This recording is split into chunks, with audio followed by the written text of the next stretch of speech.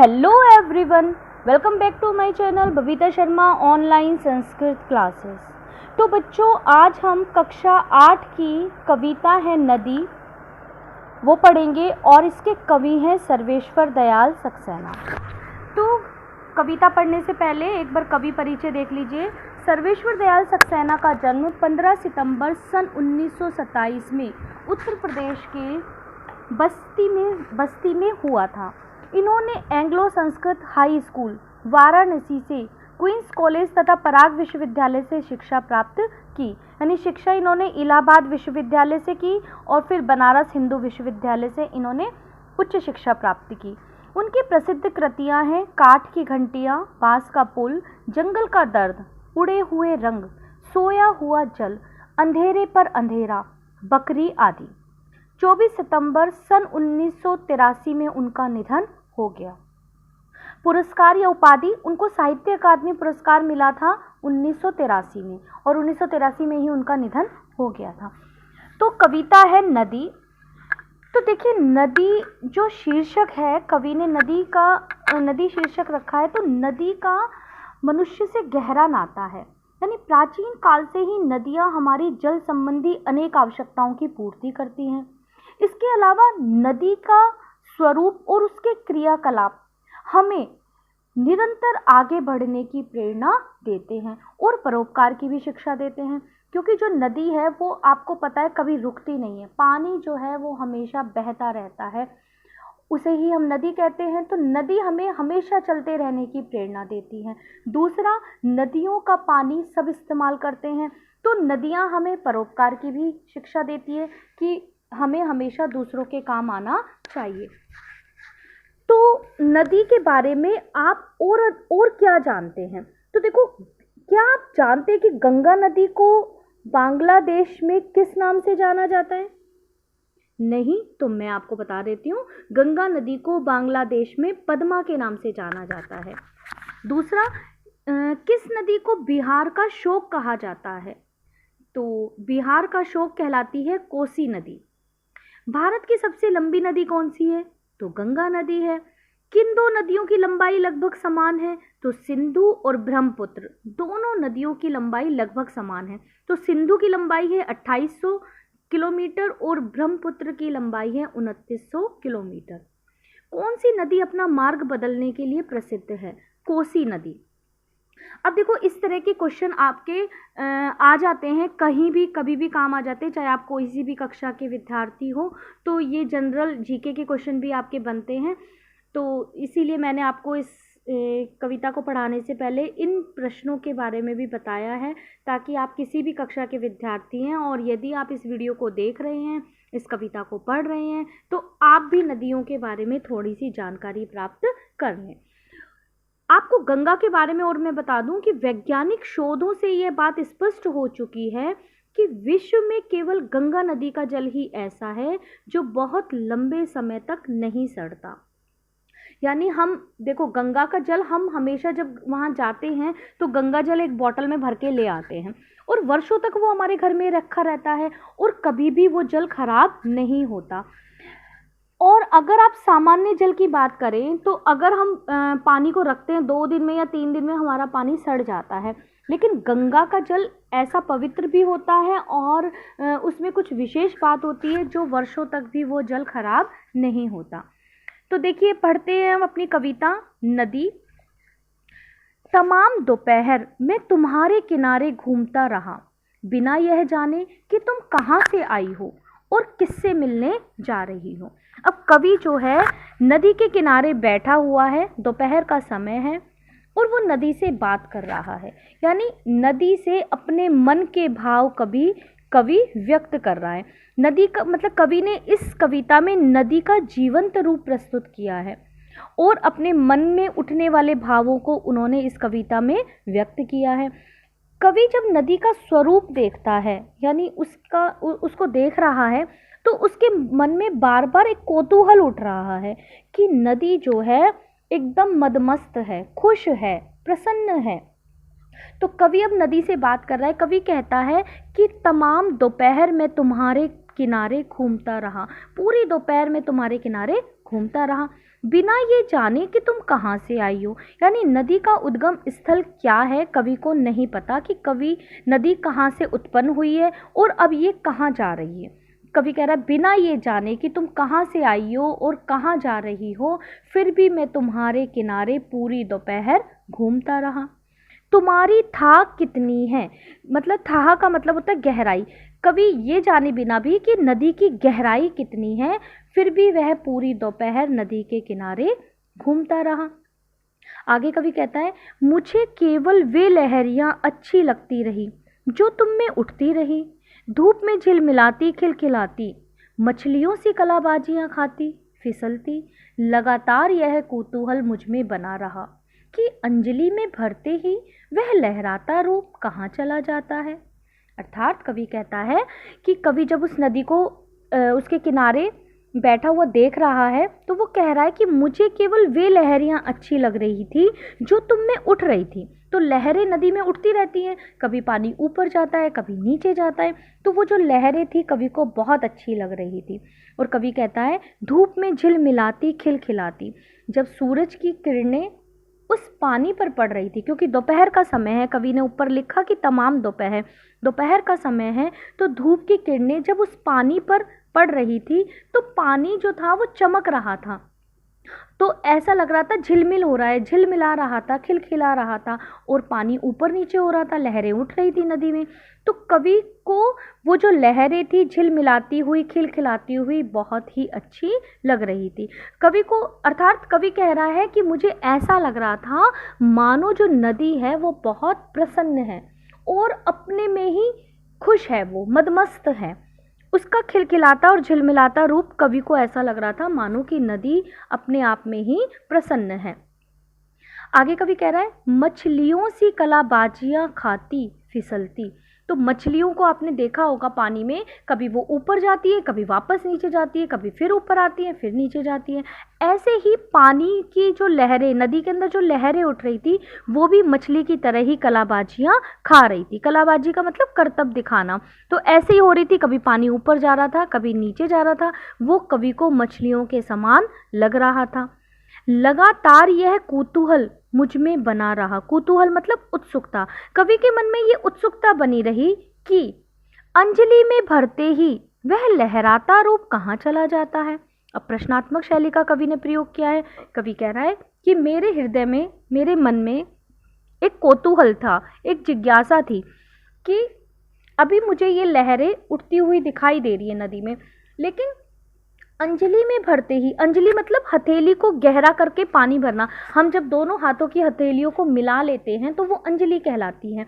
और आपने कभी भी अब कभी ऐसे कोशिश भी की होगी कि जब हम नदी किनारे या समुद्र किनारे जाते हैं तो जब हम पानी को अपने हाथों में लेते हैं तो वो हाथों से पानी फिसल जाता है, निकल जाता है, और अंजलि में थोड़ी ना लहरें उठती है। लहरें तो नदी में उठेगी क्योंकि उस लहरें उठने के लिए बहुत बड़ा क्षेत्र चाहिए होता है और अंजलि का क्षेत्र बहुत छोटा होता है। तो कवि कहता है कि जैसे ही मैंने अंजलि में पानी भरा वह लहराता रूप कहाँ चला गया। यानी नदी का जो वो लहराता रूप था न जाने कहाँ चला गया। यहाँ स्वरूप का वर्णन कर रहा है कवि, नदी के स्वरूप का, कि नदी अभी तो लहरा रही थी लेकिन जैसे ही मैंने पानी को हाथ में लिया, अंजलि में भरा पानी को, उसका वह लहराता रूप गायब हो गया। अब यहाँ का शिल्प सौंदर्य एक बार देख लीजिए बच्चों। ये जो पंक्ति, ये जो शब्द आया है दोपहर, दोपहर का विग्रह करेंगे दो पहरों का समूह। ठीक है, तो दो पहरों का समूह अर्थात कौन सा समास हुआ आपका? द्विगु समास, जिसका पहला पद संख्यावाची विशेषण होता है। और यहाँ एक पंक्ति आई है मछलियों सी कलाबाजियां खाती फिसलती। इस पंक्ति के अंदर उपमा अलंकार है। सा से सी सम समान यदि शब्द आते हैं तो वहाँ उपमा अलंकार होता है। ठीक है, और झिलमिलाती खिलखिलाती, यहाँ अनुप्रास अलंकार भी है। तो चलिए अब आगे देखो। तमाम दोपहर मैं तुम्हारी गुनगुनी रेत में बैठा रहा, जो एक परत हटाते ही ठंडी मिलती, जिसे तुम खिलखिलाकर एक एक लहरियों से लाती बिछाती। अब कवि कहता है, अभी तो कवि घूम रहा था किनारे, अब कवि बैठ गया है। कवि कह रहा है मैं तमाम दोपहर तुम्हारी गुनगुनी रेत में बैठा रहा। गुनगुनी क्यों कहा? क्योंकि दोपहर का समय था और धूप की किरणें जब रेत पर पड़ रही थी तो जो रेत थी वो गर्म हो गई थी, ऊपर से जो परत थी रेत की वो गर्म थी। तो कवि कहता है मैं तुम्हारी उस गुनगुनी रेत पर बैठ गया। ना चाहता गर्म थी कि बैठा ही नहीं जा रहा था, गुनगुनी का मतलब होता है हल्की सी गर्म। तो कवि कहता है कि मैं तुम्हारी गुनगुनी रेत पर बैठा रहा, जो एक परत हटाते ही ठंडी मिलती। अब कवि कहता है कि बैठा बैठा जब मैंने अपने हाथ से उस रेत की परत को हटाया तो नीचे की रेत मुझे ठंडी मिली। तो नदी किनारे जब कभी आप गए हो तो आपने देखा होगा कि रेत जो होती है वो बहुत जल्दी गर्म और बहुत जल्दी ठंडी हो जाती है। तो जब कभी नदी के किनारे बैठा था तो नदी का जो पानी है वो किनारे तक आता है और फिर चला जाता है, तो वहाँ की जो रेत थी वो गीली थी। लेकिन धूप दोपहर का समय था और धूप पड़ रही थी तो ऊपर की जो परत थी वो गुनगुनी हो गई थी, हल्की सी गर्म थी। तो कवि उस गर्म रेत पर बैठा है, लेकिन कवि कह रहा है कि जैसे ही मैंने रेत की एक परत हटाई, अपने हाथ से रेत को हटाया, तो नीचे की जो रेत थी वो एकदम ठंडी थी।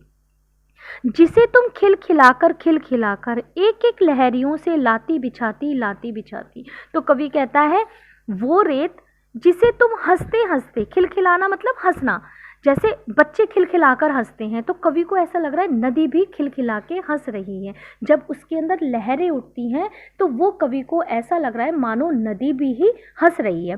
तो कवि कहता है कि तुम हंसते हुए, खिलखिलाते हुए अपने पानी के बहाव के साथ रेत को किनारे लाती हो, एक एक लहरियों से लाती, मतलब जब एक लहर उठती है तब पानी किनारे आता है और पानी के साथ रेत भी आती है बहकर, और फिर पानी वापस चला जाता है और रेत किनारे पर जम जाती है। तो कवि कहता है एक एक लहरियों से लाती बिछाती, यानी लहरों के साथ तुम रेत को किनारे पर ला रही थी और फिर वापस जा रही थी।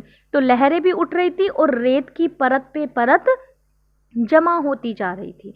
और रेत की विशेषता मैंने अभी आपको बताई कि रेत बहुत जल्दी गर्म और जल्दी ठंडी होती है। तो ऊपर की जो परत थी धूप के कारण गर्म थी, गुनगुनी थी, लेकिन उसी परत को जब आप हटाकर देखोगे तो वो नीचे की जो परत है रेत की वो बहुत ही ठंडी थी।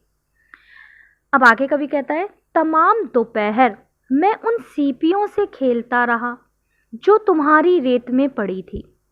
रेत में लिखता रहा गहरा और देखता रहा कि कितनी सफाई से आहिस्ता आहिस्ता हर लिखा मिट जाता है। तो कवि कहता है कि तमाम दोपहर मैं उन सीपियों से खेलता रहा। तो सीपियाँ क्या होती है? तो देखो, सीपियाँ आप नदी किनारे या समुद्र किनारे जब आप जाते हो तो पानी के बहाव से, समुद्र के अंदर होती हैं सीपियाँ, तो पानी के बहाव से वो किनारे पर आ जाती हैं, किनारे पर इकट्ठी हो जाती हैं। और आप जब कभी घूमने जाते हो तो रेत को जब आप हटाओगे तो रेत के अंदर आपको सीपियाँ नज़र आएंगी, छोटी छोटी सी सीपियाँ होती हैं। तो वो कवि कहता है कि मैं उन सीपियों से खेलता रहा जो उसके किनारे रेत में पड़ी थी, जो तुम्हारी रेत में पड़ी थी, क्योंकि वो दब जाती हैं, पानी का बहाव आता है, फिर एक रेत की परत आ जाती है, उनमें सीपियाँ भी आती है, रेत भी आती है, तो सीपियाँ जो हैं वो रेत में दब जाती हैं। तो कवि कहता है मैं उन सीपियों से खेलता रहा पूरी दोपहर, रेत में लिखता रहा गहरा और रेत पर बैठे बैठे लिख रहा था। जैसे हम खेलते हैं कि हम बैठे बैठे अपने हाथों से कुछ भी लिखते हैं। सबसे पहले तो हम अपना नाम ही लिखते हैं, है ना। कुछ भी आप समुद्र किनारे जब जाते हो तो आपने देखा होगा लोगों को कि उसमें किनारे पर कुछ कुछ आकृतियां बनाते हैं, अपना नाम लिखते हैं। तो कवि कहता है कि मैं रेत पर लिखता रहा गहरा, यानी अपने हाथ से, अपनी उंगलियों से गहरा लिखा उन्होंने ताकि वो लंबे समय तक रहे। लेकिन जैसे ही लहर आएगी तो फिर रेत अपने साथ लाएगी और आपने जो भी लिखा है वो मिट जाएगा। तो कवि कहता है रेत में लिखता रहा गहरा और देखता रहा कि कितनी सफाई से आहिस्ता आहिस्ता हर लिखा मिट जाता है। धीरे धीरे, आहिस्ता मतलब धीरे धीरे, कि धीरे धीरे सारा लिखा हुआ मिट जाता है। मैंने अभी आपको बताया कि जब आप रेत पर लिखते हो लेकिन फिर कोई लहर आती है किनारे तो वो अपने साथ रेत लाती है और पानी से जो आपने लिखा है वो लिखा हुआ मिट जाता है। तो कवि कहता है मैं ये सारी क्रियाएं देख रहा था कि कैसे धीरे धीरे सारा लिखा हुआ मिट जाता है। तो वहाँ बैठे बैठे जो कवि क्रियाकलाप कर रहा है उन सब का कवि वर्णन कर रहा है, उनके मन में जो भाव उठ रहे हैं वो कवि हमें बता रहा है। आगे कवि कहता है अब शाम हो रही है, मैं अभी चला जाऊंगा, बिना यह जाने कि तुम्हें पता है कि कोई तुम्हारे किनारे घूमता रहा, रेत में बैठा रहा, सीपियों से खेलता रहा, अपना लिखा मिटता देखता रहा। तो कवि कह रहे हैं कि अब शाम हो रही है, क्योंकि दोपहर के समय में कवि ने शुरू किया था। जब कवि नदी के किनारे गया तब दोपहर का समय था, लेकिन कवि कह रहा है कि अब शाम हो रही है, धीरे धीरे सूरज जो है वो ढल रहा है, शाम का समय हो गया है। कवि कहता है कि मैं अब चला जाऊंगा, यानी थोड़ी देर बाद मैं चला जाऊंगा, बिना ये जाने कि तुम्हें पता है कि कोई तुम्हारे किनारे घूमता रहा। कवि कह रहा है कि बिना ये जाने कि तुम्हें ये पता भी चला कि कोई तुम्हारे किनारे घूम रहा था, तुम्हें देख रहा था, तुम्हारी रेत पर बैठा था और तुम्हारे किनारे पड़ी सीपियों से खेल रहा था और अपना लिखा मिटता देख रहा था। यानी कवि ने जितनी भी क्रियाएं उस नदी के किनारे की, उन सब का वर्णन इस आखिरी के पैराग्राफ में इन्होंने लिख दिया है।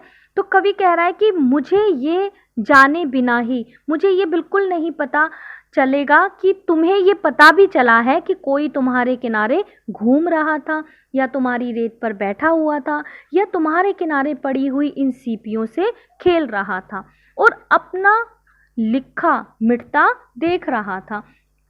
तो कवि जो है वो बिना ये जाने ही वहाँ से अब चला जाएगा। तो यहाँ कवि के मनोभाव व्यक्त हुए हैं, नदी से कवि बात कर रहा है, नदी के स्वरूप को कवि ने देखा है और उसका वर्णन भी किया है कि जो नदियाँ हैं वो हमें क्या प्रेरणा देती है। हम अकेले भी नदी के किनारे अगर बैठे हैं तो भी हम अपने आप को अकेला महसूस नहीं करते और हम उसका आनंद लेते हैं, उसके स्वरूप को देखते हैं, वो कभी कैसी हो जाती है, कभी कैसी हो जाती है ना। तो बैठे बैठे कवि ने भी वही सब देखा, उसका स्वरूप देखा और उसका वर्णन भी यहाँ पर किया। तो देखो, नदियाँ हमारी प्राकृतिक संपदाएं हैं। कविता आपकी समाप्त हो गई है और उम्मीद है आपको इसका भाव समझ आया होगा। और यदि आपको इसका भाव समझ आया है तो प्लीज़ बच्चों कमेंट्स करके मुझे ज़रूर बताना और वीडियो को लाइक ज़रूर करना। धन्यवाद।